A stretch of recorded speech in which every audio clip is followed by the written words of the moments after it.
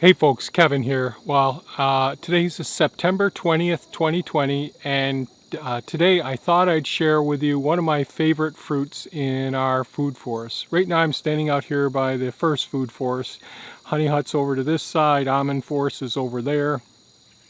And one of the pears that two pears that I absolutely love this time of year are our two Asian varieties, the New Century Asian pear and the I'm going to call it Chojuro or Chojuro, Chojuro Asian pears.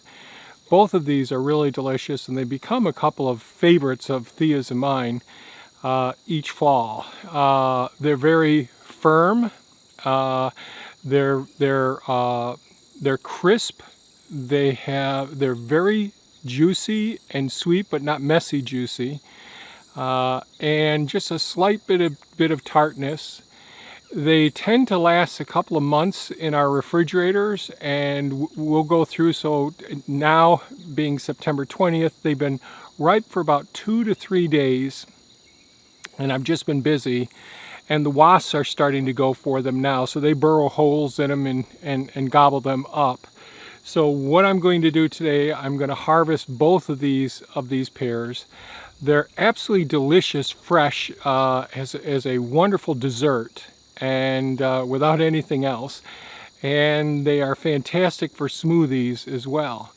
One of the things I would say, we really had a severe drought this year, and none of these plants had any watering whatsoever in the food forest. Our European pears had a really hard time this year. Actually, one of the Bartlett pears is actually in flower right now in the second food forest. I was just up there placing some pepper plants that we just harvested out of the gardens and putting them by the hazelnuts. And I looked and I said, geez, that Bartlett pear was in full flower right now. So it's been a really screwy season. We did get some European pears, and I do enjoy those. Unlike European pears, the Asian pears you pick them when they're ripe, where the European pears, you pick them before they're ripe and then let them ripen on your counter or in a bag. So that's what I'm going to do. I'm going to throw the helmet cam on, and we'll see if we can get a close-up of these pears. They're a little bit smaller this season than they usually are. They're probably about 20 to 25% reduction in their size, but this year really proved they're really drought tolerant. They're really hardy. They are absolutely delicious. So I'm going to throw the helmet cam on, and we'll take a look at them. So this pear tree right here is the Chojuro. Hopefully this is going to show up here. So here we are with some of this fruit, and you can see the relative size of them. They're probably about 20 to 25% reduction in their usual size, but they are absolutely delicious. They're very firm, very crisp. No pests, no diseases associated with them. The wildlife do love them, so I do put the cages around them, and the wasps will get to them as well. So there's a wasp here flying around right now. So today I'm going to go ahead and harvest these ones. So these are the Chojuro, almost a golden color, a light between a yellow and a golden color. And boy, they're firm and crisp and absolutely delicious. These are the New Century, and I would say that these are a little bit smaller than usual, and I really should have thinned the fruit, because you could see these ones are about 50% their normal size. They're still absolutely delicious. Each tree produces lots of pears, and oops, I'm hooked on my helmet cam now. And they would have done better if they had some irrigation or just some rain this season. But for such a severe drought that we've had this year, I'm so happy with how these pears have actually turned out. These little blotches and all on their surface, that doesn't affect them at all. I think it's just their coloring. They've always been that way here. So these are a little bit lighter cut color. These are the New Century Asian pears, and these ones over here, the more golden color, are the Shojoro Asian pears. Absolutely delicious. And this is the time of year to harvest them, at least in Zone 5A. And so delighted that we got lots of these pears this year. So I'm going to get to harvesting them. Okay, this is our bin of the Asian pears from the 2 trees. This is the size of the Chojoro Asian pear that they usually are. Sometimes they're bigger than this, but in this drought, and these ones, the New Century Asian pears, were more severely affected by the by this drought this year, and they're much smaller. But I would say on average this is the size that they would normally be. So indeed they are smaller.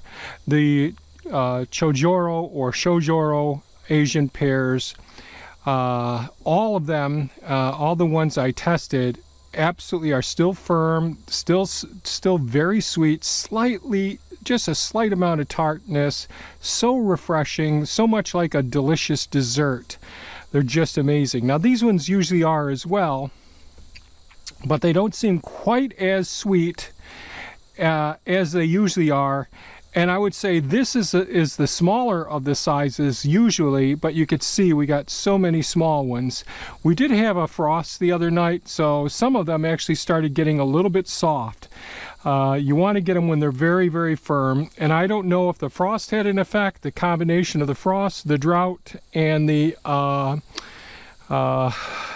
frost, the drought, or I possibly even got to them a few days too late. But these ones are all pretty firm, and they're pretty delicious. There's a whole bunch on the ground over here.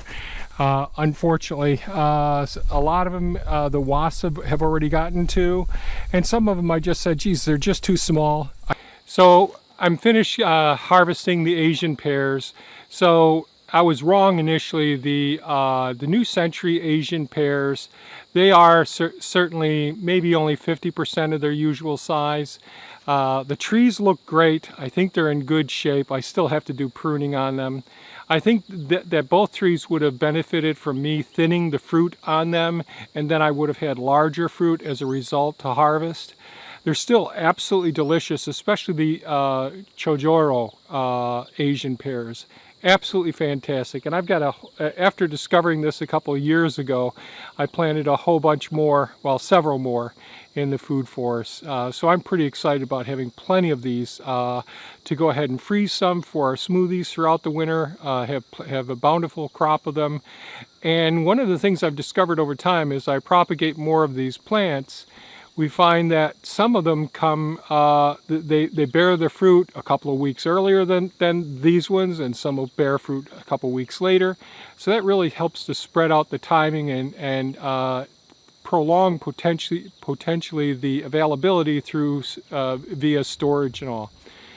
So I just think that Asian pears are something that many people in a climate like ours in Zone 5A can really have really refreshing fruit to have, especially as a snack anytime. But at the end of the day, when you feel like you just want to have something extra, these things are just really amazing. So if you found this video of value, please give us a thumbs up, share it with your friends, and by all means, folks, stay safe, take good care of yourself, and think about planting some perennial crops.